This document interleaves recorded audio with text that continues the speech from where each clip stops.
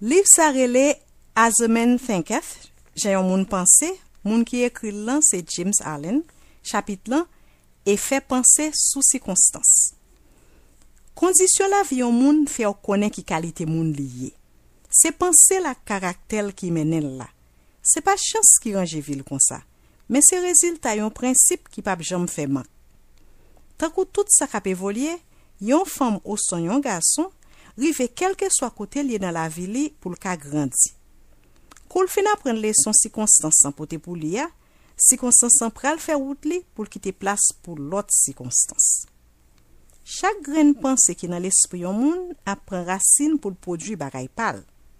Dans yon ti temps, pensée en changer en action qui porte opportunité ak circonstance li. Bon l'idée bay bon fruit, mauvais l'idée bay mauvais fruit.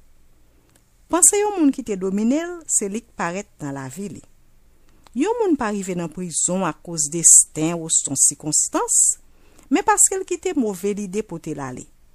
Circonstance pas fait yon moun. Yo aide moun nan kon tête li pour wè ki moun liye. C'est nan pense yon moun ou ka jwenn raison en pile bagay qui passe dans vie li. Pense ka mare pied ou tant kou yon prisonnier.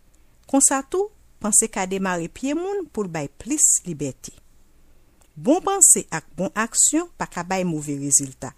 Mauvais pensée ak mauvais action pa jam bay bon bagay. C'est maï seulement qui ka sorti nan maï. Yon moun pa ka vivre bien tout bon. Tout temps li pa gen ke content, li pa en santé, li pa gen prospérité.